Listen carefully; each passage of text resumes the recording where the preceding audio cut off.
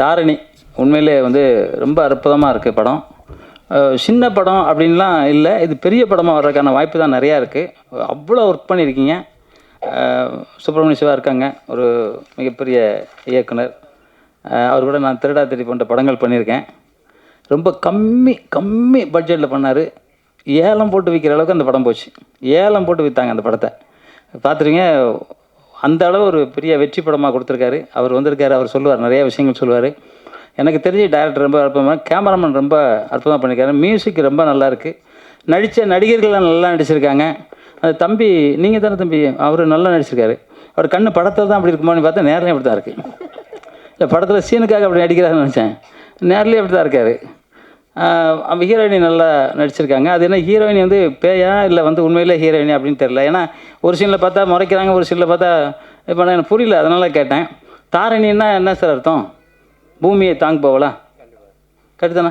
அது மாதிரி ஒரு மிகப்பெரிய ஹீரோ வர்றதுக்கான அத்தனை வாய்ப்புகளும் இல்லை. அவர் வந்து நான் கேட்டேன், நீங்கள் நடிச்சிருக்கீங்களாண்ணே? இல்லை, நான் வந்து பிஆர்ஓ சார் கூப்பிட்டாரு, அதுக்காக வந்தேன் அப்படின்னு சொன்னார். உண்மையிலே பிஆர்ஓவுக்கு சால்வை போட்டிங்களா சார்? இல்லை, கிரேட் சார். இல்லை, அவருக்கு ஒரு பொக்கே கொடுங்க, நான் அந்த இது கொடுங்க, நான் கொடுக்கணும். அவருக்கு கொடுங்க, அவருக்கு முதல்ல கொடுக்கணும் சார். நான் இல்லை கொடுங்க, இல்லைன்னா என்னது தரேன். இல்லை, அவருக்கு கொடுக்கணும் சார். இன்றைக்கி அவ்வளோ பேரும் என்ன கஷ்டப்படுங்க.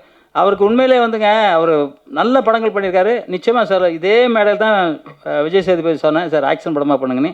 இதே மேடை சொல்கிறேன், நீங்கள் ஆக்ஷன் படம் பண்ணிங்கன்னா அடுத்த வாட்டி இந்த மேடையில் வருவோம்ல, அப்போ நீங்கள் ஒரு பெரிய டாப் ஹீரோவாக இருப்பீங்க. இதுக்காக மனமார்ந்த வாழ்த்துக்கள் சார். உண்மையிலே நல்லா வரணும் சார், நல்லா வரணும். ஏன்னா இந்த மனசு இருக்குது பார்த்தீங்க, எல்லாருக்கும் வந்து ஹெல்ப் பண்ணோன்னே. தம்பி அசோசியேட் டைரக்டரா, கோட் ரைட்டர், தாடி வச்சுருக்காரு, கோட் ரைட்டர் தான். அப்போல்லாம் தாடி இல்லைன்னா கோட் ரைட்டர், தாடி வச்சா கோட் ரைட்டரு. சுப்பிரமணிய சார், நீங்கள் வந்து அப்போமே தாடி வச்சுருந்தீங்களா சார் ஃபஸ்ட் படத்தில்? பாருங்க, இவங்க அம்மா அப்பா என்ன புண்ணியம் பண்ணுங்க, பிறக்கும்போதே சேவிங் பண்ண முடியலன்னு அப்போவே தாடி. உண்மையிலே சந்தோஷம் சார். மகிழ்ச்சியில் உண்மையிலே ஒரு பெரிய இயக்குனர் சார். நான் வந்து திருச்சியில் போய் ஃபைட் எடுத்தோம். சும்மா ஒரு அரை மணி நேரம் 1 மணி நேரம் தான் ஃபைட் எடுத்தோம். ஏன்னா அவர் வந்து அந்த பட்ஜெட்டில் அவரால் அவ்வளோ வெற்றி படமாக கொடுக்க முடியும்னு நான் உண்மையிலே மறந்துட்டேன். ஆனால் இன்றைக்கி வந்து ஏதோ ஒரு சூழ்நிலை ஓகே இல்லை, இன்றைக்கி இன்னும் ஒரு நம்பர் 1 டைரக்டராக இருக்க வேண்டியது, அந்த திறமைக்கு போயிருக்க வேண்டியது. எதுக்கும் தெரில, எனக்கு தெரில, உண்மையிலே தெரில சார். வேறு எதுலையும் நான்லாம் மாட்டிக்கல. நான்லாம் இப்போ சிலம்பம் கற்றுக் கொடுங்கன்னு என்னை சொல்லி கேட்டுக்கிட்டே இருந்தாங்க. சிலம்பம் கற்றுக் கொடுத்தா அதில் ஒதுங்கியிருப்போம். ஏன்னா வேறு எதுக்கும் போயிருக்க மாட்டோம். நான் சினிமாவில் போனால் 2000 படம் பண்ண முடிச்சு, எல்லாம் வந்து பண்ணியிருக்கவே முடியாது. எல்லாம் சும்மா ஒரு 100 படம் 50 படம் பண்ணியிருப்போம், அவ்வளோதான். அதனால் அந்த இதில் நீங்கள் வரல, அதில் வராமல் விட்டீங்கன்னு நினைக்கிறேன். இருந்தாலும் சுப்பிரமணிய சிவா வந்து உங்கள் ஏகபத கைத்தட்டில் அவர் வந்து திருப்பியும் வரணும் அப்படின்னு நினைக்கிறேன். அவர் எங்கூட வந்த பாண்டி விக்கி அவர்கள் ஒரு பெரிய தர்மகர்த்தா மாதிரி, அவரும் வந்து வாழ்த்துக்கள் அவருக்கும். அதில் எங்கள் கூட ஒரு இயக்குனர் இருக்கார் தினேஷ், அவருக்கும் வாழ்த்துக்கள். வந்திருக்க அத்தனை மக்களுக்கும் வாழ்த்துக்கள். இந்த படம் மிகப்பெரிய வெற்றி அடைய மனமார்ந்த வாழ்த்துக்கள் சொல்கிறேன். நான் எப்பவும் சொல்கிற மாதிரி தான், அம்மாவை மதிங்க, அம்மாவை மதிக்கிற மட்டும் தான் ஜெயிக்க முடியும். பெண்களை யார் தெய்வமாக நினைக்கிறாங்களோ அந்த மனிதர் மட்டும்தான் ஜெயிக்க முடியும். ஏன்னா எல்லாரும் பிறந்தது பெண்மை மூலியமாக தான். அந்த பெண்மையை வந்து கெட்ட நோக்கத்தோடு பார்க்குறோம். அத்தனை வேணும் மனிதனே கிடையாது. ஏன்னா மிருகம் கூட அந்த மாதிரி கிடையாது. தாயை வந்து புணர்றது மிருகம் கூட கிடையாது. அந்த மாதிரி யாருமே இருக்கக்கூடாதுங்கிறதுக்கு காரணம் இங்கே வந்து போதைகள் அதிகமாகின காரணத்தினால அப்படின்னு நான் நினைக்கிறேன். ஏன்னா முன்னாடிலாம் அப்படி இல்லை. எங்கே பார்த்தாலும் போதை, எங்கே பார்த்தாலும் போலீஸ் எல்லாம் அடிக்கிறாங்க. போலீஸ்லாம் முதல்ல பார்த்தா காக்கி சட்டையை பார்த்தா, அப்போலாம் ஆஃப்டர் ஆயிட்டு தான் காக்கி சட்டை போட்டிருப்பாங்க. போலீஸை பார்த்தா 10 கிலோமீட்டருக்கு நம்ம ஓடிடுவாங்க. அப்போலாம் சைக்கிள் கூட கிடையாது. ஆனால் இப்போ போலீஸை அடிக்கிறாங்க. அந்த மாதிரி நம்ம நிறைய வீடியோவில் பார்க்குறோம், போலீஸ்லாம் அடிக்கிறாங்க. அதுக்கெலாம் பெரிய தண்டனை கொடுத்தா தான் போலீஸை பாதுகாக்க வேண்டியதாக இடம் போலுக்கு. நம்மளுக்கு அது போலீஸை பாதுகாக்கணும், அந்த மாதிரி இருக்குது. அதுக்கு வந்து இந்த போதை வஸ்துக்களை ஒழிக்கணும். அதுக்கு தாய் தந்தையர் நிறைய செயல்படணும், அப்படி தான் நான் நினைக்கிறேன். அந்த தாயை மதிங்க. தாய் 10 மாதம் தன் வயிற்றில் சுமந்து பிள்ளையை பெற்கிறாங்க. தந்தை தன் உயிர் போகிற வரைக்கும் நெஞ்சில் தூக்கி இந்த பிள்ளையை வளர்க்குறாங்க. அதனால் தாயும் தந்தையும் உலகத்தில் மிக அற்புதமான ஒரு கடவுள். அந்த கடவுளை யாரும் எந்த காரணத்துக்காகவும் நோக்கடிக்காதீங்கன்னு சொல்லிக்கொண்டு, உலகத்தில் வந்து எப்பவும் சொல்கிற மாதிரி தான், இந்தியனாக பிறக்கிறது மிகப்பெரிய புண்ணியம். அதில் தமிழனாக பிறக்கணும்னா சித்தர்களும் புத்தர்களும் புனிதர்களும் மனிதர்களும் பிறந்த ஒரே நாடு தமிழ்நாடு. இன்றைக்கி அத்தனை மருத்துவத்தையும் உள்ளடக்கின ஒரே நாடு தமிழ்நாடு. இன்றைக்கி கொரோனாவில் உலகமே அழியும் போது வெறும் சாதாரண கபசுரக்கூடிய சின்ன வேலை, அது சாதாரண வேலை, மிகப்பெரிய அமிர்தம், அதை கொடுத்து காப்பாற்றின ஒரே நாடு தமிழ்நாடு. அந்த தமிழ் வாழ்க, தமிழ் வெல்க, தமிழன் வென்றே தீர்வோம். நன்றி. இந்த தாரணி படத்தை பற்றி சொல்லணுன்னா, இது திருச்சியில் எடுத்தது தான். திருச்சி சுற்றி அந்த வட்டாரத்தில் எடுத்த படம் தான். இதுக்கு ரொம்ப ஹார்ட் ஒர்க் பண்ணியிருக்கோம். ஒரு சின்ன குழுவாக ஆரம்பித்த படம் தான். இப்போ சென்னையில் இவ்வளோ பெரிய சிட்டியில் நிறைய பிரபலமான படங்கள் இங்கே ஆடியோ லான்ச் நடந்திருக்க இடத்துல வந்து எங்கள் படமும் வந்து ஆடியோ லான்ச் அண்ட் ட்ரெய்லர் வந்து ரிலீஸ் ஆகியிருக்குன்னு நினைக்கும் போது ரொம்ப பெருமையாக இருக்குது. இந்த படத்தை வந்து நாங்கள் வந்து ரெடி பண்ணி கொண்டு வந்துட்டோம். இதை மீடியா பீப்புள்ஸ் நீங்கள் தான் வந்து மக்கள்கிட்ட கொண்டு போய் சின்ன படத்துக்கும் சப்போர்ட் பண்ணணுன்ற வந்து ஒரு முக்கியத்துவத்தை வந்து நீங்கள் புரிய வைக்கணும். படம் வந்து ரொம்ப சூப்பராக வந்திருக்குன்றதை நான் நம்புகிறேன். இன்னும் நாங்கள் ப்ரிவ்யூலாம் பார்க்கல, ஆனால் ட்ரெய்லர் அண்ட் சாங்ஸ்லாம் வச்சு நான் சொல்கிறேன். இந்த படத்தில் வந்து என்னை வந்து ஒரு புது விதமாக தான் நான் பார்த்துருக்கேன். ஒரு நெகட்டிவ் ஷேட்ஸ் ஆஃப் இலக்கியா வந்து நீங்கள் படத்தில் பார்க்கலாம். கண்டிப்பாக இங்கே வந்திருக்க மீடியா பீப்புள்ஸ் எல்லோரும் இந்த படத்தை வந்து மக்கள்கிட்ட நீங்கள் கண்டிப்பாக போய் சேர்க்கணும். அவங்ககிட்ட வேண்டி கேட்டுக்கிறேன். அண்ட் இந்த வாய்ப்பு கொடுத்த அனைவருக்கும் ரொம்ப நன்றி. டைரக்டர் சார்க்கு வந்து நான் ரொம்ப தேங்க்ஸ் சொல்லிக்கிறேன். இதில் ஹார்ட் ஒர்க் போட்ட எல்லாருக்கும், டைரக்டர், அசோசியேட்டிவ் எல்லாருக்குமே வந்து இது ஒரு நல்ல ஒரு பிரைட் ஃப்யூச்சராக இருக்கும்னு வேண்டி கேட்டுக்கிட்டு வாய்ப்பு கொடுத்த அனைவருக்கும் நன்றி சொல்லி விடைபெறுகிறேன். நன்றி, வணக்கம். இந்த புதுமுகங்களை எனக்கு அறிமுகம் இல்லை. நம்ம செல்வா தான் வந்து இதுக்கு வரணுன்னு அப்படின்னு அழைச்சிட்டு வந்தாப்புல. அப்புறம் இதில் பார்த்தா எல்லாமே புதுமுகங்கன்னு சொன்னாங்க. வாழ்த்துக்கள். அவளொரு தொடர்கதை வந்து 27 புதுமுகங்களை வச்சு பாலச்சந்தர் சார் எடுத்தாங்க. அவளொரு தொடர்கதையில் மேக்சிமம் எல்லாமே புதிய நட்சத்திரங்கள் தான். அதே மாதிரி பாரதி ராஜாலாம் பல படங்கள் வந்து போகிற போக்கில் ஹீரோயினை செலக்ட் பண்ணுறது, ஹீரோவை செலக்ட் பண்ணுறது, பல விஷயங்கள் வந்து நமக்கு முன்னோடிகளாக அவங்க இருந்திருக்காங்க.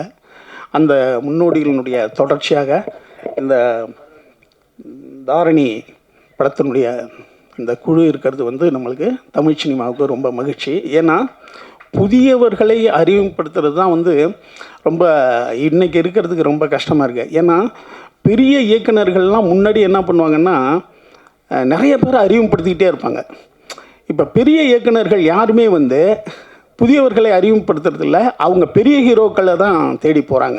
ஆனால் ஏன்னா வியாபாரம்ன்ற ஒரு விஷயத்தை அவங்க சொல்லி போயிடுறாங்க. ஆனால் அதுக்கு முன்னாடி பெரிய இயக்குநர்கள் எல்லாம் சின்ன சின்ன ஆர்டிஸ்ட்டை வச்சு நிறையா படம் பண்ணுவாங்க. அது வந்து இப்போ வந்து ரொம்ப அதான் வியாபாரன்ற ஒரு விஷயத்தில் அவங்க வந்து சொல்லி நம்மளை எஸ்கேப் போயிடுறாங்க. இது வந்து இப்போ நம்ம மாஸ்டர் வந்து திருடாதிரடி எனக்கு பண்ணாங்க. மாஸ்டர்கிட்ட எனக்கு பிடிச்ச விஷயம் என்னென்னு கேட்டால், இருப்பதை கொண்டு சிறப்பாக எடுக்கிறதுல மாஸ்டர் ரொம்ப முக்கியமானவர். ஏன்னா சினிமாவில் எல்லா நேரத்துலையும் எல்லாம் கிடைக்காது, வாழ்க்கை மாதிரி தான். அதை வந்து மிகச்சிறந்த முறையில் நமக்கு செஞ்சு தர்றவங்க.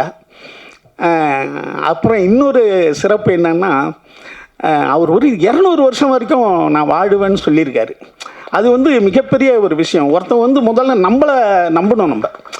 ஏன்னா அது ரொம்ப முக்கியமானது. இப்போ நான் வந்து ஒரு 25 வருஷமாக மருந்து மாத்திரையே சாப்பிட்டது கிடையாது. எங்கள் அப்பாலாம் 50 வருஷம் மருந்து மாத்திரையே சாப்பிட்டது கிடையாது. எனக்கு தெரிஞ்சு டாக்டர்கிட்டே நாங்கள் போக மாட்டோம்.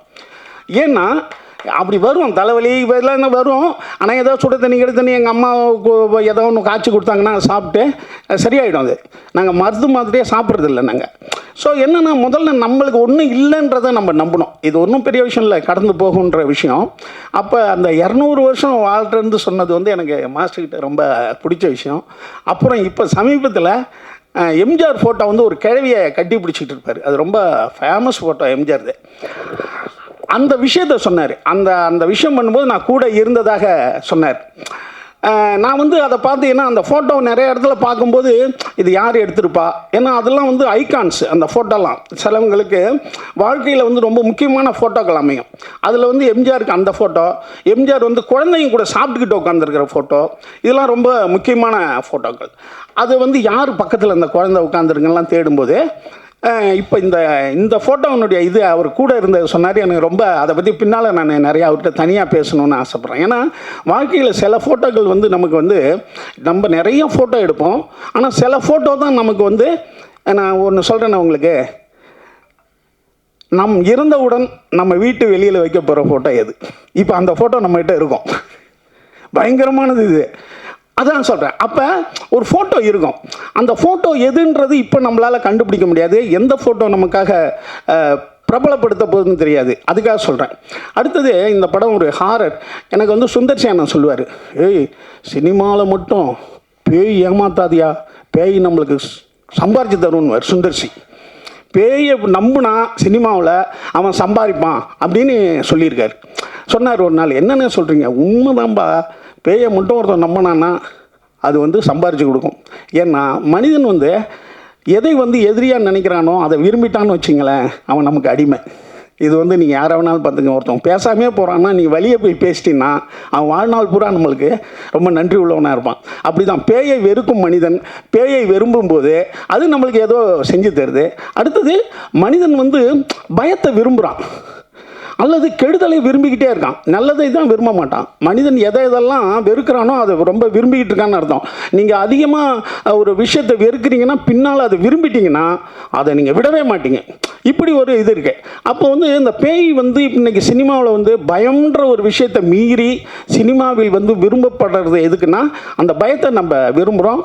இதெல்லாம் வந்து ட்ராகுலான்னு சொல்லிட்டு 1931 இதனுடைய முன்னோடி இருக்குது. 1931 தான் இந்த மாதிரி பயங்கரமான படங்களை எடுத்தாங்க. 31 தான் அதுதான் இது. அது வந்து கழுத்தை கடிக்கும்னு சொல்லுவாங்க, ரத்தம் கக்கிடும் பார்த்தா அப்படின்வாங்க, இந்த மாதிரிலாம் இருந்தது. அடுத்தது எங்கள் காலத்தில் வந்து எக்ஸாசிஸ்ட்னு ஒரு படம் இருந்தது. அது தனியாக பார்த்துட்டா பரிசுலாம் சொல்லுவாங்க.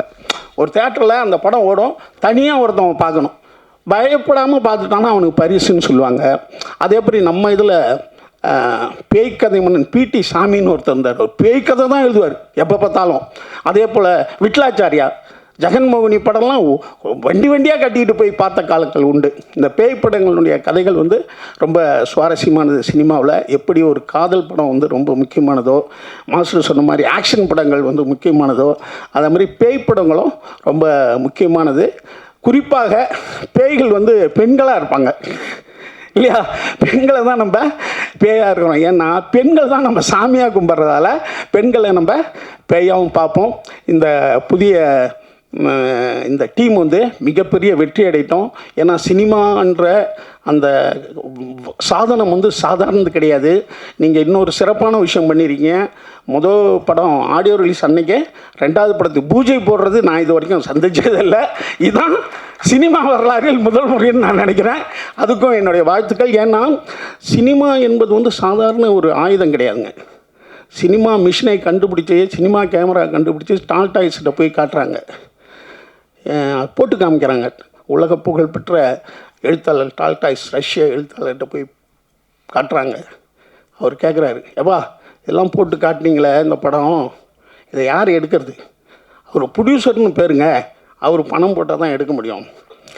சரி, இதுக்கு கருவி இருக்குல்ல, கேமரான்னு சொல்கிறீங்களே, இது யார் வச்சுருக்கா? அது ஒரு பணக்காரர் வச்சுருப்பாருங்க. சரி, இதை வந்து இப்போ எங்கள் வீட்டில் வந்து போட்டுட்டீங்க, இதை ஊரில் எப்படி போடுவீங்க? அது தேட்டர்னு ஒரு கட்டணும், அதுக்கு ஒரு பணக்காரர் வேணும். அப்போ டால்ஸ்டாய் சொன்ன ஒரே கருத்து, இதை எடுக்கிறவனும் பணக்காரன், இதில் வந்து கருவி வச்சுருக்கிறவனும் பணக்காரன், தியேட்டருக்காரனும் பணக்காரன், எல்லா பணக்காரர்களும் சேர்ந்து எப்படி ஏழைகளுக்கு நல்லது பண்ணுவாங்க? இது ஒரு பணக்கார தொழிலாக இருக்குப்பா, இது ஏழைகளுக்கு நல்லது பண்ணுமான்னு கேட்டார் டால்ஸ்டாய். அதே மாதிரி காந்தி பார்த்த ஒரே படம் ராமராஜ்யம். அந்த படத்தை பார்த்துட்டு அவர் சொன்ன கருத்து என்ன தெரியுமா? இந்த சாதனம், அதாவது விஷுவல் மீடியா, வருங்கால உலகத்தை ஆளும், அதான் கையில் வச்சுருக்கோம், ஆனால் அது நல்லவர்கள் கையில் மட்டுமா இருக்கும் அப்படின்னு ஒரு கொஸ்டினாக போட்டார். அப்படி மிகப்பெரிய ஒரு சாதனம் வந்து விஷுவல் மீடியா. எம்ஜிஆர் சூப்பர் ஸ்டாராக இருக்கார். பெரிய குளம்னு ஒரு ஊர், அங்கே ஒரு டாக்டர், அவர் எம்ஜிஆருக்கு ஒரு கடிதம் எழுதுறாரு. சார், இங்கே வந்து உங்கள் ரசிகர்கள் அடிக்கடி ரத்தம் விற்கிறாங்க என்னுடைய ஹாஸ்பிட்டலுக்கு வந்து. எம்ஜிஆர் ஏன்னு கேட்க சொல்கிறாரு. எம்ஜிஆர் படம் எப்பப்பெல்லாம் ஓடுதோ அவங்க கையில் காசு இல்லைன்னா ரத்தத்தை விற்று போய் படம் பார்க்குறான் எம்ஜிஆர் ரசிகன். இப்போ எம்ஜிஆர் அதுக்காகவே என்ன பண்ணுறாரு, அங்கே ஒரு கூட்டம் போட சொல்கிறார், ரசிகர்கள் கூட்டம். அதில் போய் அந்த ரசிகர்கள் மத்தியில் இனிமேல் உங்கள் வருமானத்துக்கு என்னவோ அதில் தான் என் படம் பார்க்கணும், நீங்கள் ரத்தத்தை விற்று படம் பார்க்குறதா சொல்கிறாங்க. அது உங்கள் தாய் தந்தைக்கோ உங்கள் குடும்பத்துக்கு தான் பயன்படணும், அல்லது உனக்கு தான் பயன்படணும் அந்த ரத்தம். என் படத்துக்கெல்லாம் உன் ரத்தத்தை விற்கக்கூடாது. அப்படி யாராவது என் படத்தை அப்படி விரும்பி பார்க்கணுன்னா எனக்கு லெட்டர் எழுதுங்க, நான் மணி ஆர்டர் அனுப்புனேன்றார். அதன்படி பல பேருக்கு லெட்டர் மணி ஆர்டர் அனுப்புகிறார். அப்போ ஒரு ரத்தத்தை விற்று பார்க்குற அளவுக்கு ஒரு வெறியான ஒரு இது இருக்குன்னா அது சினிமா. அதுதான் ஒரு முதலமைச்சர் ஆகிறார்.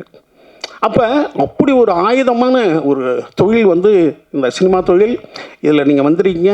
முடிந்த அளவுக்கு சிறப்பான படங்களை எடுத்து இந்த சமூகத்திற்கு நன்மை செய்து நீங்களும் மிகப்பெரிய வெற்றி அடைந்த உங்கள் குடும்பத்தையும் எல்லாத்தையும் நீங்கள் வந்து ரொம்ப சரியாக சமமாக பார்த்து வளர்ந்துட்ட பிறகு டாட்டா காமிச்சிட்டு போகக்கூடாது. ஏன்னா சினிமா என்பதே என்னென்னா எல்லா மக்களையும் ஒன்றா வச்சு பார்க்குறது. நம்ம பக்கத்தில் இருக்கிறவங்க யாரெல்லாம் தெரியாது, ஏழை பணக்காரன், அவன் என்ன காஸ்ட்டு என்ன மதம்னு தெரியாது. அதுதான் வந்து பஸ்ஸு சினிமாலாம் பண்ணுறது. அதே போல் நீங்களும் ஒரு சமமான சமுதாயத்தை உண்டு பண்ண என்னுடைய அன்பான வாழ்த்துக்கள். இங்கே வந்து வாழ்த்த வந்த அனைவருக்கும் தனித்தனியாக சொல்ல முடியாது, அனைவருக்கும் என்னுடைய நன்றி. இந்த டீமுக்கு நம்ம வாழ்த்துவோம். நன்றி. எனக்கு இந்த மூவியில் இவ்வளோ பெரிய வாய்ப்பு கொடுத்த டைரக்டர் சார் ஆனந்த் அவர்களுக்கு நான் தேங்க்யூ சொல்கிறேன். Thank you sir. அதுக்கப்புறம் எனக்கு இந்த படத்தில் அறிமுகப்படுத்தினது ஷேக்ஜி தான். இப்போ வந்துட்டு அவங்க இங்கே வரல, ஏன் என்னன்னு எனக்கு தெரியல. அப்புறம் அவங்களுக்கும் நான் தேங்க்யூ சொல்லணும். இதான் எனக்கு ஃபஸ்ட்டு மூவி. நான் ட்ரெய்லர் பார்க்கும்போதே எனக்கு தெரியுது நான் இன்னும் கொஞ்சம் நிறையா விஷயங்கள் கற்றுக்கணும், நிறையா தெரிஞ்சுக்கணும் அப்படின்னு.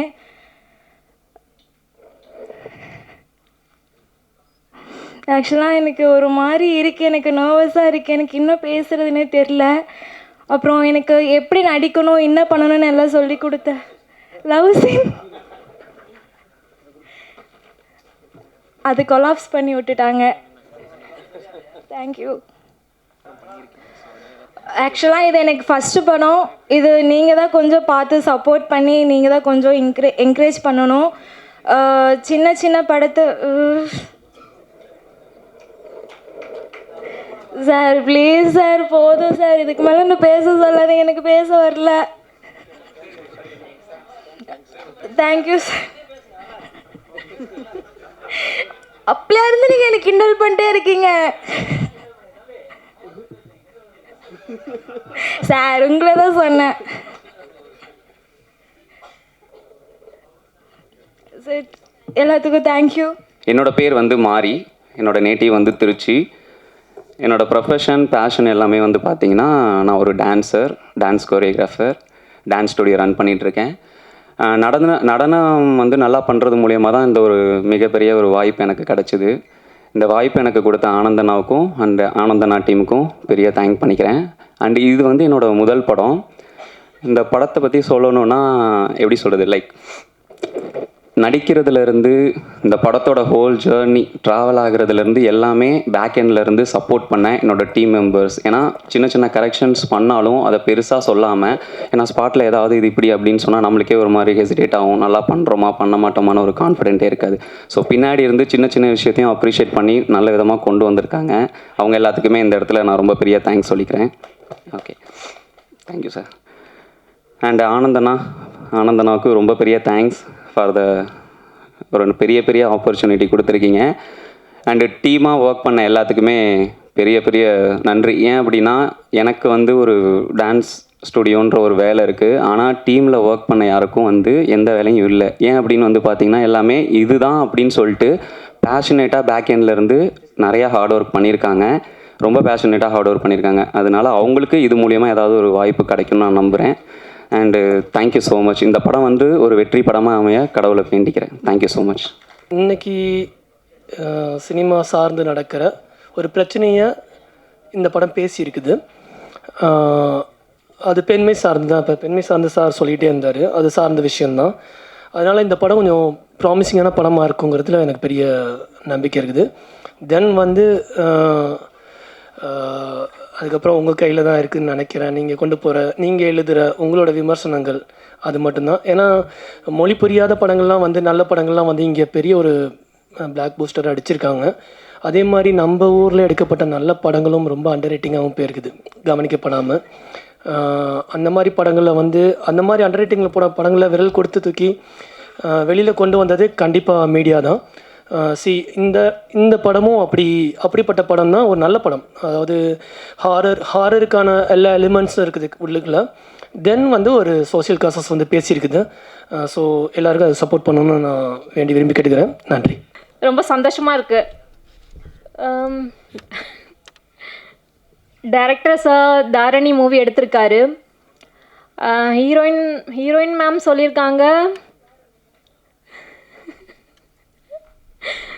அவங்களுக்கு என்ன பேசுகிறதுன்னு தெரியல, எனக்கும் அதான் தெரியல. அதில் ஒரு சீன் பார்க்கும்போது என்னென்னா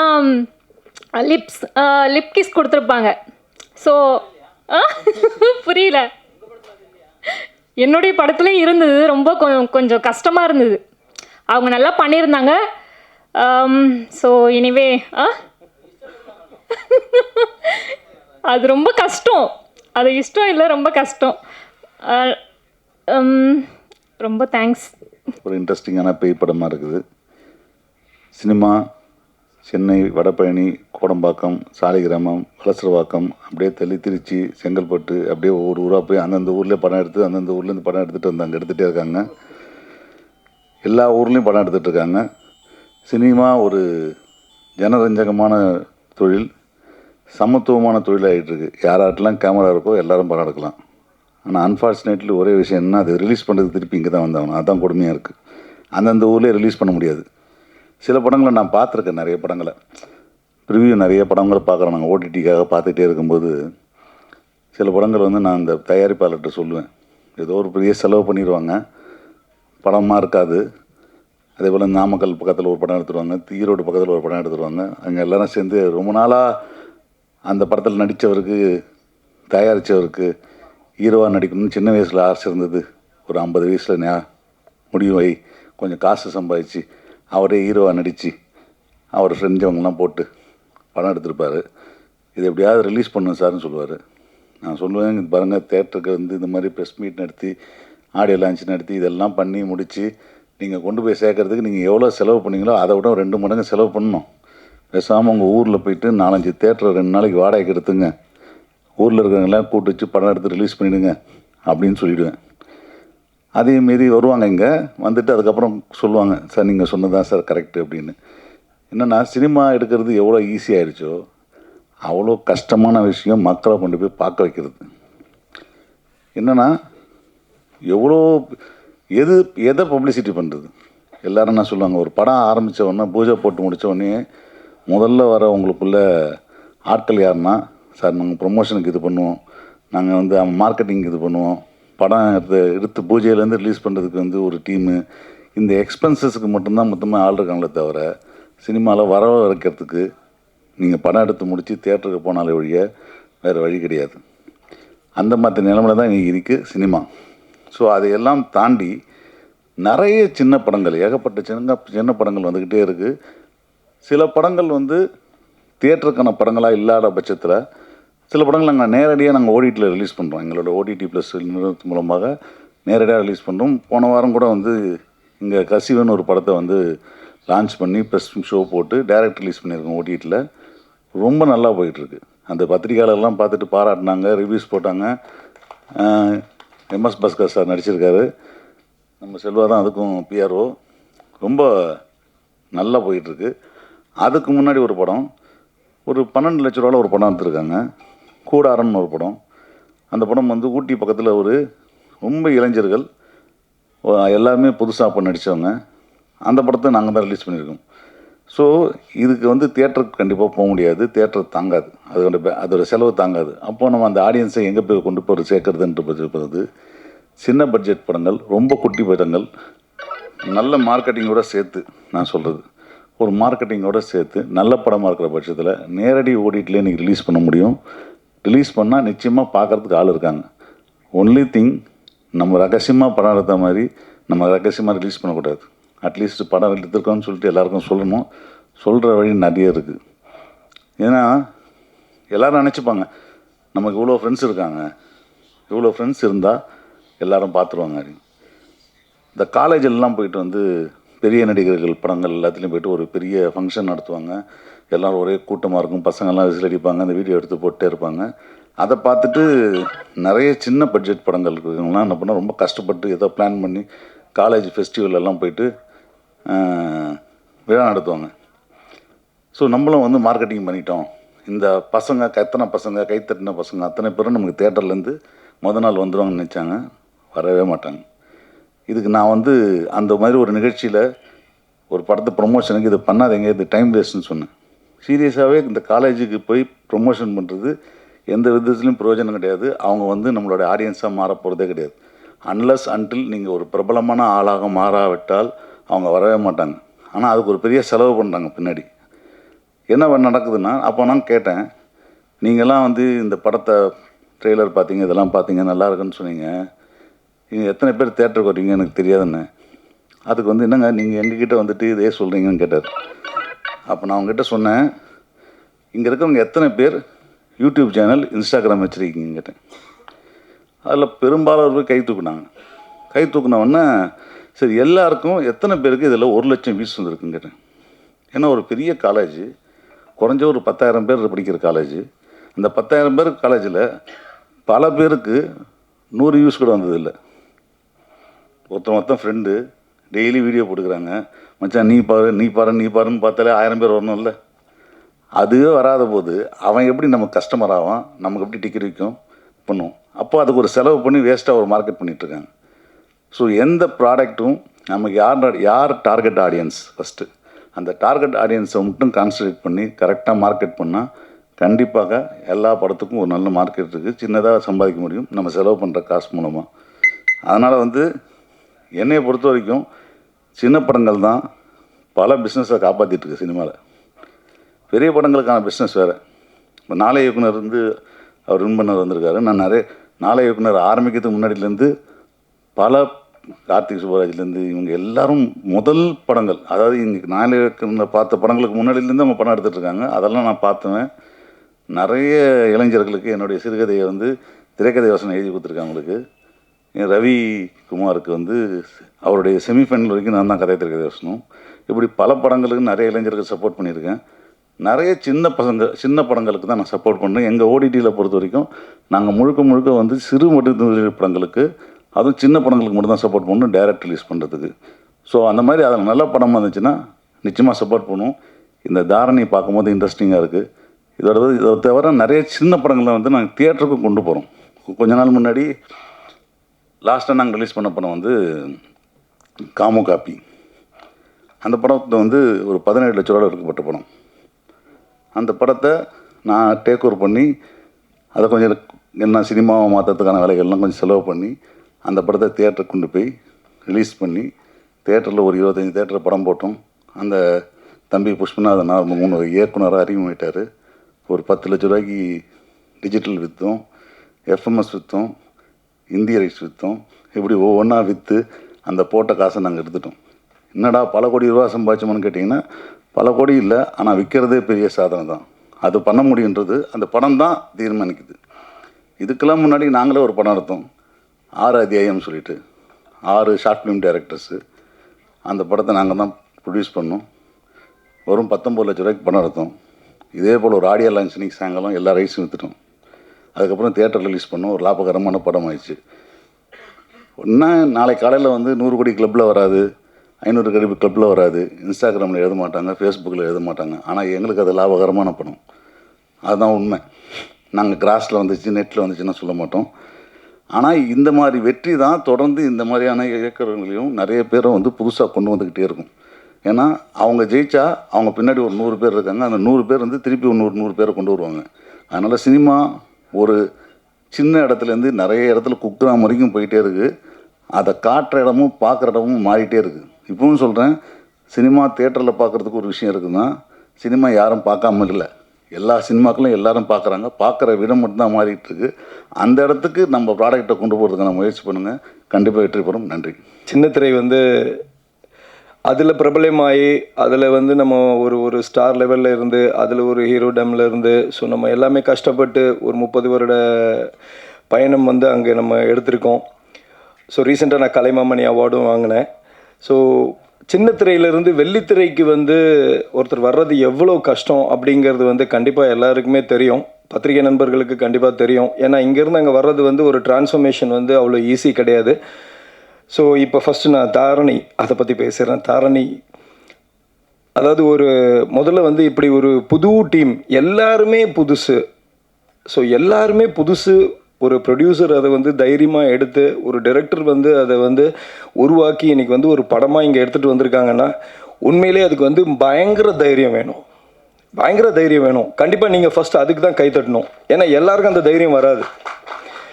இன்றைக்கி வந்து பெரிய பெரிய ஆர்டிஸ்ட் வச்சு பெரிய பெரிய படங்கள் பண்ணி அவங்க பெருசாக சம்பாதிக்கிற அது வந்து எல்லாராலையும் முடியாது. பட் முடிந்தவர்கள் அத்தனை பேருக்குமே வந்து அந்த படங்கள் வந்து பெருசாக சாத்தியம். கண்டிப்பாக அது ஜெயிக்கும்.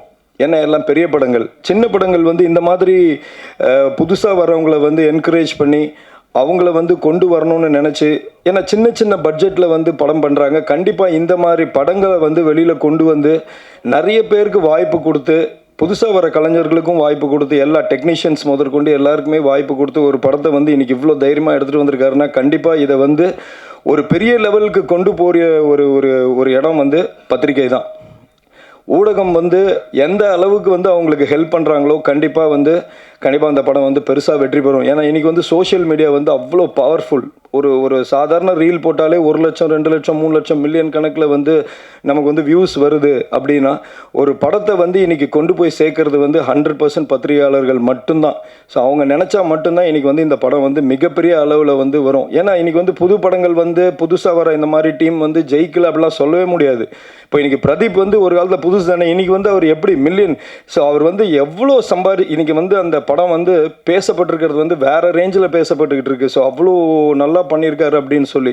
ஸோ அப்படி வந்து அவங்களுக்கு வந்து இந்த ஊடகம் வந்து இன்றைக்கி ஹெல்ப் பண்ணி அவங்கள அந்த அளவுக்கு கொண்டு வந்திருக்காங்க. கண்டிப்பாக இந்த படம் நான் பார்க்கும்போது ஒரு சின்ன பட்ஜெட், அவர் பட்ஜெட் எனக்கு என்னன்றது தெரியாது, ஆனால் சின்ன பட்ஜெட்டில் படம் பண்ணியிருக்காரு. ஆனால் அந்த மாதிரி தெரியல. நல்லா செலவு பண்ணி அவங்களுடைய ஃபோட்டோகிராஃபிலேருந்து ஆர்ஆர்லேருந்து எல்லாமே வந்து நல்லா பண்ணியிருக்காங்க. ஒரு உட்காந்து பார்க்கக்கூடிய அளவுக்கு தான் இருக்குது தாரணி படம். ஸோ கண்டிப்பாக இந்த படம் வந்து மிகப்பெரிய வெற்றி அடையணும். அவர் சார் சொன்ன மாதிரி ஒரு படம் வந்து இன்றைக்கி வந்து ட்ரெய்லர் ரிலீஸை போட்டிருக்காங்கன்னா அடுத்த படத்துக்கு வந்து அவர் பூஜை போடுறாருன்னா அப்போ அவர் வந்து உண்மையிலே வந்து எப்படி சொல்கிறது, பயங்கர தைரியம் வேணும். ஸோ அதை தான் நான் முதல்ல வந்து டைரக்டர் சாரை நான் பாராட்டுறேன், ஆனந்த் சாரை. ஸோ கண்டிப்பாக வந்து தாரணி வந்து மிகப்பெரிய ஒரு வெற்றி அடையணுன்றதை வந்து நான் மனசார வேண்டிக்கிறேன். ஏன்னா இப்படிப்பட்ட படங்கள் வெற்றி அடைஞ்சாதான் இன்னும் வந்து நிறைய பேர் வந்து புதுசாக உள்ளே வருவாங்க நம்ம இண்டஸ்ட்ரிக்கு. ஸோ எங்களை மாதிரி சின்னத்திரை கலைஞர்களுக்கு வந்து எத்தனை பேர் ஊக்கம் கொடுக்குறாங்கன்றது சத்தியமாக எனக்கு தெரியல. ஏன்னா சின்னத்திரையில் வந்துட்டோம்னா அவங்க வந்து வெள்ளித்திரையில் ஏற்றுக்க மாட்டாங்க அப்படின்றதெல்லாம் ஒரு காலத்தில் இருந்தது. ஆனால் இன்றைக்கி சின்னத்திரையிலேருந்து வெள்ளித்திரைக்கு வந்து பல பேர் சூப்பர் டூப்பர் ஹிட் கொடுத்துக்கிட்டு இருக்காங்க.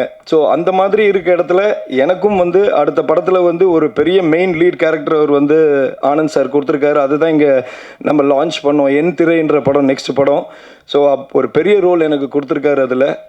ஸோ இப்படி ஒரு மனிதர் நல்ல மனசோடு இருக்கிறவர், பல பேரை வாழ வைக்கணும்னு நினைக்கிறவர் வந்து நல்ல பொசிஷனுக்கு வரணும். ஸோ அதுக்கு நீங்கள் எல்லோரும் தான் கண்டிப்பாக வந்து உதவி பண்ணணும். ஸோ மீண்டும் நான் ஏன் பத்திரிகையாளர்களை நான் சொல்லிக்கிட்டே இருக்கிறேன்னா அவங்களால மட்டும்தான் இந்த படம் வந்து பெரிய லெவலுக்கு கொண்டு போக வைக்க முடியும். ஸோ நீங்கள் வந்து கஷ்டப்பட்டுருக்கீங்க ஆனந்த் சார். கண்டிப்பாக இது வந்து உங்களுக்கு உண்டான வந்து வெற்றி வந்து ரொம்ப தூரத்தில் இல்லை. ஸோ கூடிய சீக்கிரம் இதில் உழைச்ச அத்தனை பேர், டெக்னீஷியன்ஸாக இருக்கட்டும், ஆர்டிஸ்டாக இருக்கட்டும், உழைச்ச அத்தனை பேரும் வந்து ஒரு நல்ல பொசிஷனை அடையணும்னு வந்து கடவுளை நான் வேண்டிக்கிறேன். எனக்கு வாய்ப்பு கொடுத்ததுக்கு ஆனந்த் சாருக்கு மிக்க நன்றி. Thank you very much. ஸோ இத்தனை பேர் வந்து சேர்ந்து இந்த படத்தை பண்ணியிருக்காங்கும்போது ரொம்ப கண்டிப்பாக சரியாக இருக்கும். அது ஒவ்வொரு கிரியேட்டர்ஸும் இத்தனை கிரியேட்டர்ஸ் இருக்கும்போது அது கண்டிப்பாக ரொம்ப நல்லா வரும்னு தான் நினைக்கிறேன். அவங்களும் நடிச்சிருக்காங்க. அதே மாதிரி இந்த எல்லாமே புதுமுகங்கள். அவங்க பேசும்போது எப்படி பேசுனாங்கன்னா ரொம்ப போல்டாக பேசுனாங்க. எல்லாமே பேச தெரிலன்னு சொல்கிறாங்க பட் ரொம்ப அழகாக அவங்க பேசின விதங்கள் வந்து பார்க்கும்போது கண்டிப்பாக அந்த படம் ரொம்ப நல்லா வந்திருக்குன்றது தெரியுது. அதே மாதிரி கேமரா, அந்த மியூசிக் ரொம்ப டிஃப்ரெண்ட்டாக இருந்தது. நான் வேறு மாதிரி எதிர்பார்த்தேன், பட் ரொம்ப வித்தியாசமாக இருந்தது. ஒரு புது இதாக ட்ரை பண்ணியிருக்காங்கன்னு நினைக்கிறேன். அவங்களுக்கும் வாழ்த்துக்கள். அதே மாதிரி டைரக்டர் சார் அடுத்த படத்துக்கு பூஜை போட்டிருக்காருன்னு போது அவரோட கான்ஃபிடென்ட்டுக்கு வந்து ரொம்ப வாழ்த்துக்கள். அதே மாதிரி மேடையில் வந்திருக்க எல்லாருக்கும் சரி, ஹீரோ ஹீரோயின், இன்னும் மியூசிக், கேமரா ரொம்ப நல்லா இருந்தது, அவங்களுக்கும் வாழ்த்துக்கள். இந்த நிகழ்ச்சிக்கு கூப்பிட்டிருந்த செல்வா சாருக்கு ரொம்ப வாழ்த்துக்கள், நன்றி. அதாவது இவ்வளோ பேரை அரேஞ்ச் பண்ணியிருக்கிறது வந்து அவரால் மட்டும்தான் முடியும்னு நினைக்கிறேன். அவருக்கும் வாழ்த்துக்கள், நன்றி. ஃபர்ஸ்ட் ஆஃப் ஆல் தாரணி பற்றி சொல்லணும். டைரக்டர் சார் பெரிய வாழ்த்துக்கள். போல்டாக ஒரு விஷயத்த பண்ணியிருக்கீங்க. எல்லோரும் சொன்ன மாதிரி உங்களுக்கு ஒரு நல்ல நண்பர் அமைஞ்சிருக்காரு ஆனந்த்னு. அவர் தான். ஏன்னா இப்போ நான் கேட்டேன் ப்ரொடியூசர் எங்கன்னு, ப்ரொடியூசர் வராமல் ஒரு நண்பனுக்காக ஒரு விழா எடுத்திருக்காரு. அவருக்கு தான் நம்ம கண்டிப்பாக நன்றி சொல்லி ஆகணும். அவரை நம்பி படம் பண்ணியிருக்காரு. ஸோ இந்த மாதிரி நல்ல நண்பர்கள் தயாரிப்பாளராக கிடைக்கிறப்ப நமக்கு ஃப்ரீடம் கிடைக்கும். ஸோ அந்த வகையில் நீங்கள் ரொம்ப லக்கியாக இருக்கிறீங்க. அப்புறம் உங்களுக்கு 12 அசிஸ்டன்ட் டைரக்டர்னு சொன்னீங்க. ஸோ அவங்களுக்கும் வாழ்த்துக்கள். 12 பேருக்கும் ஒரு படத்தில் ஒரு நல்ல ஒரு இயக்குனரோட ஒர்க் பண்ண வாய்ப்பு கிடச்சிருக்கிறதுக்கு. அண்ட் மியூசிக் ரொம்ப அருமையாக, மியூசிக் டைரக்டர் எங்கன்னு தெரியல, ரொம்ப அருமையாக பண்ணியிருந்தார் மியூசிக் டைரக்டர். அண்ட் எடிட்டர் வந்திருக்காங்க, ரொம்ப நல்லா பண்ணியிருந்தீங்க பிரதர். டிஓபியும் ரொம்ப நல்லா பண்ணியிருந்தாங்க. அப்புறம் டார்லிங், உனக்கு ஒரு செம்ம திட்டு இருக்குது ஆக்சுவலாக. ஏதோ விஎஃப்எக்ஸ்க்கு பேசுகிறப்போ ஒரு பொண்ணு ஏதோ ஒரு மேட்ரு சொன்னாங்க, ஞாபகம் இருக்கா? ஒரு பொண்ணை வந்து எப்படி இப்படி பண்ணாங்கன்னு தெரியல. ஏன் பொண்ணுனா பண்ண மாட்டாங்களா? அப்படி சொல்லியே, ஒரு பொண்ணை வந்துட்டு எப்படி இப்படி பண்ணாங்க தெரியல அப்படின்னு. பொண்ணுங்க தான் எல்லாமே பண்ணுவாங்க. அவங்களுக்கு அப்புறம் தான் ஆண்கள் வந்து எல்லாம் பண்ண முடியும். ஐ மீன் எல்லாத்துலேயுமே வந்து அவங்க இப்போது மேலே வந்துட்டு இருக்கிறாங்க. ஸோ வாழ்த்துக்கள் பெண்களுடைய ஒரு முன்னேற்றத்துக்கு, இந்த டைட்டில் வச்சதுக்கு. அப்புறம் படத்தை மியூசிக் டைரக்ட் பண்ண பார்த்தீங்களா? இல்லை எப்படி சொல்லியே இல்லையா, அவங்க வரலையா? Okay, anyway thank you. அந்த இசையமைப்பாளர் ரொம்ப சிறப்பாக பண்ணியிருந்தாங்க. அவங்களுக்கும் வாழ்த்துக்கள். ஒட்டுமொத்தமாக அந்த படத்தில் அந்த டீம் எல்லாருக்கும் என்னோடய வாழ்த்துக்கள். ஹீரோயினி மேடம், பேச தெரியாத மாதிரி தான் பேசுகிறீங்க, ஆனால் லிப்லாக் சீன்லாம் பார்த்தா பயங்கர யார் ஹீரோயின் ஆக்சுவலாக அந்த லிப்லாக் சீன் பண்ணது? நீங்கள் தான். ஸோ நல்ல எக்ஸ்பீரியன்ஸாக இருந்தது மூவி. உங்களோட ஃபஸ்ட்டு படம் மாதிரி தெரியல ஆக்சுவலாக. நல்ல டேலண்டடாக பண்ணியிருந்தீங்க sir. Hero sir awesome. First டைம்லேயே நிறைய ஆப்பர்ச்சுனிட்டி கிடச்சிருக்கு. எத்தனை ரீடேக் போச்சுன்னு தெரியல. எத்தனை டேக் கேமராமேன் சார் எத்தனை டேக் சார்? ஒரே டேக்கா? ரொம்ப உங்களுக்குலாம் ஜெலஸ் சார். நீங்கள் ரிஹர்சல் இருந்ததுதான், ஒரே single take. So super sir, வாழ்த்துக்கள். அது காமிச்சு என்ன பண்ண, சிங்கிள் டேக்கில் முடிச்சிட்டிங்களே. அந்தளவுக்கு நான் வந்து என்னுடைய நண்பர், என்னுடைய ஃபஸ்ட்டு ஃபிலிம் கேமராமேன் டிஓபி அவருக்கு நான் நன்றி சொல்லிக்கணும். அதுக்கப்புறம் நிறையா படத்தோட கேமராமேன்ஸ்க்கு நான் நன்றி சொல்லிக்கணும். ஏன்னா எனக்கு இந்த மாதிரிலாம் ஒரு வாய்ப்பு கிடைக்கல ஒரே டேக்கில் பண்ணுறதுக்கு. ஸோ நன்றி. அப்புறம் இங்கே நல்லா நிறைய பேர் பேசிகிட்டு இருந்தாங்க. அப்புறம் ஹீரோயின் மேடம் இவங்களாம் வந்துட்டு எனக்கு என்ன பேசுன்னே தெரியல அப்படின்னாங்க, நின்றுட்டு இருந்தாங்க. ஸ்டேஜ் டைம்னு ஒன்று இருக்குது, அது எவ்வளோ ஜாலியாக போயிட்டுருக்குன்னு பார்க்குறப்ப ரொம்ப எனக்கு அதிர்ச்சியாகவும் இருக்குது, அதே நேரத்தில் ரொம்ப சந்தோஷமாகவும் இருக்குது. ஏன்னா இதே இந்த மேடை கிடைக்காதான்னு, இந்த உங்களுக்குலாம் தெரியும், இங்கே வந்து அப்படியே ஃபுல்லாக இருக்கும், உள்ளே வர இடம் இருக்காது. அது அப்படியே ஒரு ஆர்வமாக ஏக்கமாக பார்த்துட்டு இருந்த நாட்கள் நிறையா இருக்குது. இன்றைக்கி அந்த மேடையில் வந்து நம்ம ஒரு கெஸ்ட்டாக வரிசையில் உட்காந்துருக்கோன்னா இறைவனும் நம்ம தாய் தந்தையும் கொடுத்த ஒரு மிகப்பெரிய ஒரு வரப்பிரசாதம். அது மாதிரி உங்களுக்கு ஒரு வாய்ப்பு கிடைச்சிருக்கப்போ அதை வந்து நீங்கள் ரொம்ப தெளிவாக பயன்படுத்திக்கணும்னு நினைக்கிறேன் ஹீரோயின் மேடம். அந்த லிப்லாக் மாதிரி எதுவும் டக்குன்னு அப்படி ஃபஸ்ட்டு டேக்கோடனே ஃபஸ்ட்டு மேடையிலே சூப்பராக பண்ணிடணும். வாழ்த்துக்கள். எல்லாருமே நல்லா பேசிகிட்டு இருந்தாங்க. இதுக்கு எனக்கு ஒரு 2-3 விஷயம் நான் பேசணும்னு நினைக்கிறேன். ஏன்னா இது வந்து இந்த மேடையை வந்து ஒரு பிக் பாஸ் மாதிரி தான் இருந்தது. பிக் பாஸ் 9ல் இப்போ இருக்க அது என்ன சொல்லுவாங்க, பார்ட்டிசிபெண்ட்ஸாக இருக்காங்க இல்லையா, அது மாதிரி கேமரா முன்னாடி சில பேர்லாம் வந்து விஷயம் பேசுகிறதா இருக்கட்டும், இல்லை கேமராக்கு பின்னாடி நிறையா நடக்கிறதா இருக்கட்டும், அந்த மாதிரி நம்ம ஜாக்குவர் தங்கம் சாரோட கமெண்ட்டுக்கும் நம்ம ஹீரோயின்ஸோட ரியாக்ஷன்ஸ்க்கும் ரொம்ப நல்லா இருந்தது. And thank you. அதுக்கப்புறம் சில விஷயங்கள்லாம் பேசினேன். படத்தை தாண்டி நிறைய விஷயம் இதுவே என்னோடய படம் வந்து அடுத்து ரிலீஸ் ரெடியாக இருக்குது. சாரா, நான், யோகி பாபு சார்லாம் பண்ணியிருக்கோம். ரோபோ சங்கர் அண்ணா அவர் எல்லாரும் பண்ணியிருக்கோம். அடுத்து ரிலீஸ்க்கு ரெடியாக இருக்குது. அடுத்து குரு சார் கூட ஒரு படம் பண்ணியிருக்கேன், ரிலீஸ்க்கு இருக்குது. பிரம்ம முகூர்த்தம் அடுத்துக்கு ரிலீஸ்க்கு இருக்குது. இப்போ 2 படம் பூஜை போட்டிருக்கோம். ஸோ இன்றைக்கும் எனக்கு ஒரு படங்கள் வந்து இறைவன் நேரில் வந்துட்டுருக்கு. ரொம்ப அதுக்கு நான் நன்றி சொல்லிக்கணும். என்னுடைய தாய் தந்தருக்கும் எனக்கு வாழ்த்து கொடுத்த அனைவருக்கும் நன்றி சொல்லிக்கணும்னு நினைக்கிறேன். அதுக்கப்புறம் முக்கியமான விஷயம்னா, நம்ம கேபிள் சங்கர் சார் மாதிரி கிடைக்க ஒரு அற்புதமான ஒரு என்ன சொல்லணும், லக்கி சாம் கை. அப்படி கூலாக ரிலாக்ஸாக வந்து அப்படி ஒரு ட்ராக் ஷர்ட் டிஷர்ட்டில் வந்து ஜாலியாக பேசிட்டு போகிறாரு. நான் ஒரு 4 சட்டை மாதிரி இது நல்லா இருக்குமான்னு. So sir awesome, outfit is awesome. Time management தான் நம்ம பேசணும்னு நினைக்கிறேன். ஏன்னா சினிமான்றது மட்டும் இல்லை, அரசியல் இல்லை, வாழ்க்கையிலே வந்து டைம் மேனேஜ்மெண்ட் ரொம்ப ரொம்ப முக்கியமாக இருக்குது. உங்களுக்கு கிடைக்கிற நேரத்தை கரெக்டாக பயன்படுத்திக்கலைன்னா அது எங்கே போய் முடியுன்றது வந்து சமீப காலத்தில் நம்ம பார்த்துட்ருக்கோம். சில காலதாமத்தினால ஒரு 41 பேர் இறந்துட்டாங்க ஆக்சுவலாக. நிறையா பார்த்துட்ருக்கோம். அந்த மாதிரி காலதாமதங்கள் அப்படின்றது வந்து எங்கே போய் முடியும்னா நமக்கு அது வந்து பாசிட்டிவில் முடிகிற மாதிரி தெரியல. ஸோ நமக்கு கிடைக்கிற நேரத்தில் கிடைக்கிற விஷயத்த கரெக்டாக அப்ளை பண்ணிட்டோன்னா அது நம்மளுக்கு டெஃபினட்டாக அடுத்தடுத்த விஷயங்கள் கொண்டு போகிறதுக்கு உதவுன்ற விஷயத்த எல்லாருமே மனசில் வச்சுக்கணும். வாய்ப்புகள்ன்றது எல்லாத்துக்கும் கிடைக்கிறது இல்லை. அந்த வாய்ப்பு கிடைக்கிறதுக்கு நிறைய பேர் வந்து வெயிட் பண்ணிகிட்ருக்காங்க. ஸோ கிடைக்கிற வாய்ப்பை கரெக்டாக பயன்படுத்திக்கணும். மிஸ் பண்ணதில் நானும் ஒருத்தன் தான். இப்போ தான் திருப்பி லேர்ன் பண்ணிகிட்ருக்கேன்றத மேடையில் இருந்திருக்கும் சிறப்பு புதுமுகங்களுக்கு நான் ஒரு சின்ன ஒரு அட்வைஸ்லாம் சொல்ல முடியாது, ஒரு வேர்டாக சொல்லிக்கிறேன். ஆனந்த் சார் அடுத்த ஸ்டேஜ் வரப்போ அடித்து தகுக்கணும் எல்லாம், அதுக்கேற்ற மாதிரி ஒரு விஷயத்த பண்ணிடுங்க. அப்புறம் சுப்பிரமணிய சிவா சார் ஒரு டாபிக் சொன்னார், பேய் வச்சு படம் வேணால் ஜெயிச்சிடலாம் அப்படின்னாரு. எனக்கு அப்படியே காதில் கேட்டுது. அதை சுந்தர் சி சார் சொன்னார் அப்படின்ற விஷயத்த அவர் வந்து கன்வே பண்ணார். எனக்கு அது நல்லா இருந்தது. இன்னைக்கு காலையில் ஒரு ஸ்டேட்மெண்ட் பார்க்குறேன். அமீர் சார் வந்து ஒரு ஸ்டேட்மெண்ட் சொல்லியிருக்காரு, கண்ணுக்கு தெரியாத பேயும் சாமி வச்சு ஏன்டா படம் எடுக்கிறீங்க, ஏன் படம் எடுக்கிறீங்க, கண்ணுக்கு தெரிய வச்சு சாதியை வச்சு படம் எடுங்க அப்படின்னு ஒரு ஸ்டேட்மெண்ட் கொடுக்குறாரு. இதில் எந்த ஸ்டேட்மெண்ட் வந்து நமக்கு வந்து பாசிட்டிவாக இருக்குன்னு தெரியல. ஸோ நம்ம போகிற போக்கில் நமக்கு எது நமக்கு பாசிட்டிவாக இருக்கோ, எது நம்மளுக்கு யூஸ்ஃபுல்லாக இருக்கோ அந்த மாதிரி விஷயங்களை மட்டும் நம்ம எடுத்துக்கிட்டு தான் நமக்கு ரொம்ப நல்லதாக இருக்கும்ன்றது என்னுடைய கருத்தாக இருக்குது. மீன்வெயில் வந்து இன்னைக்கு சினிமாவில் செலிப்ரேஷனாக போயிட்டுருக்கிற சில டாப் டேரக்டர்ஸ் உடனே வந்து அவங்கள கூப்பிட்டு பாராட்டுற நம்முடைய CM Udhayanidhi Stalin, deputy CM sir, அவங்களாம் பார்க்குறப்ப ரொம்ப சந்தோஷமாக இருக்குது. ஏன்னா ஒரு படத்துடைய வெற்றியை பார்த்துட்டு உடனே கூப்பிட்டு அவங்கள ஹானர் பண்ணி வாழ்த்துறாங்க. ஸோ சினிமா எங்கே போயிட்டுருக்குன்னா, ஒரு நல்ல படம் பண்ணோம் அப்படின்னா இம்மிடியட்டாக நம்ம வந்து கவர்மெண்ட்டே கூப்பிட்டு வாழ்த்துற அளவுக்குலாம் வாய்ப்புகள் இருக்கிறதுன்றது இயக்குநர்கள் எல்லாம் தெரிஞ்சுக்கிட்டால் அதுக்கேற்ற மாதிரி படங்கள்லாம் எங்களை மாதிரி பட்டிங் ஆக்டர்ஸ் நிறைய பேர் வந்து இன்னும் அந்த ஒரே ஒரு வாய்ப்பு கிடைக்காதா, அந்த ஒரு வாய்ப்பு எங்களுக்கு கரெக்டாக கிடைக்காதா அப்படின்ற விஷயத்தை நோக்கி தான் ஓடிட்டுருக்கோம்.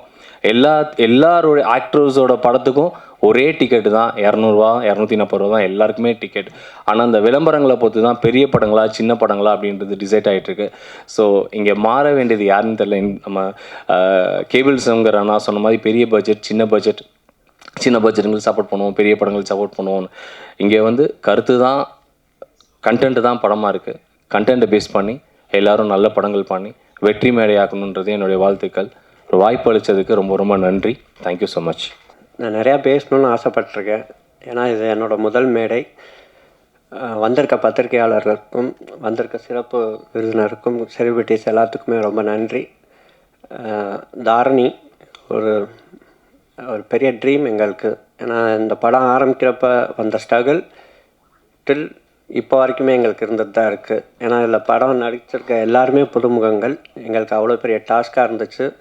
இது ஆரம்பித்ததுலேருந்து முடிக்கிற வரைக்கும் எவ்வளோ கஷ்டப்பட்டுருக்கோங்கிறத சொல்ல முடியாத வார்த்தைகள். ஏன்னா ரொம்ப ஸ்ட்ரகிளில் ஒவ்வொரு இதுவுமா பார்த்து எடுத்துகிட்டு இருந்தோம். ஏன்னா எல்லாருமே புதுமுகம் தாண்டி திருச்சியில் பண்ண படம், டெக்னீஷியன்ஸ், ஆர்டிஸ்ட் எல்லாத்துக்குமே இதில் நான் ரொம்ப நன்றி கடன் பட்டிருக்கேன். ஏன்னா உண்மையாக சொல்லணும்னா இந்த படத்தில் பாதி நாள் நான் இருக்க முடியல. ஏன்னா என்னோடய சுச்சுவேஷன் அப்படி ஆயிடுச்சு. ஏன்னா ஃபேமிலி ப்ராப்ளம்ஸ்னால என்னால் படம் வந்து ஒரு 3 to 4 months முன்னாடி வரைக்கும் நான் வீட்டில் இந்த படம் பண்ணிகிட்ருக்கேன்னு எங்கள் வீட்டுக்கே தெரியாது. நான் ஆஃபீஸ் போகிறேன், அங்கே போகிறேன்னு சொல்லிட்டு இந்த படம் நான் டைரெக்ஷன் பண்ணிகிட்டு இருந்தேன். ஸோ இந்த டீம் எனக்கு அவ்வளோ பெரிய சப்போர்ட் கொடுத்துச்சு. நான் இல்லைனாலும் எனக்கு இன்னொரு பெரிய பக்கபலமாக இருந்து சப்போர்ட் பண்ண டைரக்டர் சசிகுமாருக்கு ரொம்ப நான் நன்றி கடன் பட்டிருக்கேன். நன்றின்னு சொல்லிகிட்ருக்கேன்.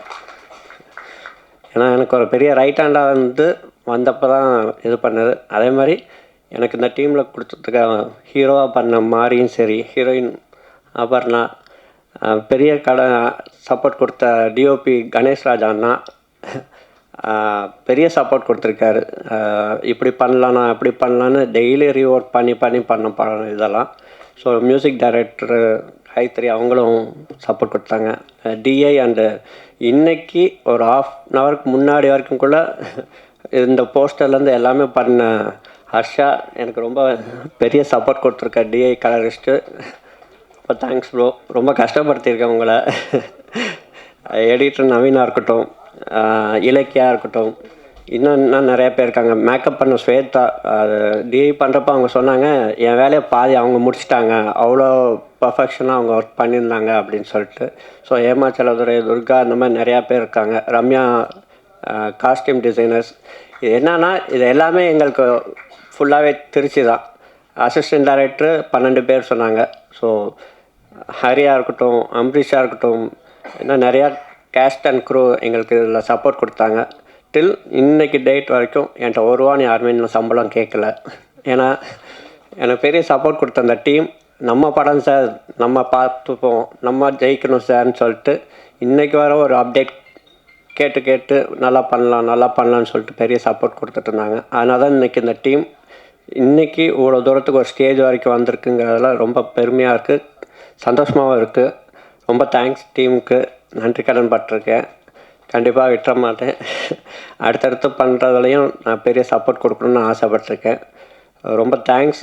நிறையா பேசணும். பட் என்னோடய அடுத்து என்ன விஷயம்னா, பண்ணதை பற்றி பேசோட பண்ணுறது அடுத்துங்கிறப்ப எனக்கு இந்த படம் மூலமாக, இந்த ட்ரெய்லர் மூலமாக தான் அடுத்தடுத்து ஒரு வாய்ப்பு கிடைக்கிறதுக்கான சான்ஸ் கிடைச்சப்ப நான் ஃபஸ்ட்டு மீட் பண்ணது கமலேஷ் சார் தான். ரொம்ப பெரிய விஷயமா இருக்குது. ஏன்னா இதை எல்லாத்தையும் பார்த்துட்டு ரொம்ப நல்லா இருக்குது, எல்லா டீட்டெயில் கேட்டு இது பண்ணிட்டு இருந்தப்போ அடுத்து என்ன இருக்குது என்னங்கிறப்ப இந்த மாதிரி ஒரு என்த்ரைன்னு சொல்லிட்டு ஒரு படம் ஸ்டார்ட் பண்ணுறேன் சார் அப்படின்னு சொல்லிட்டு இருந்தேன். டீட்டெயில் கேட்டார், ஸ்டோரி கேட்டார்.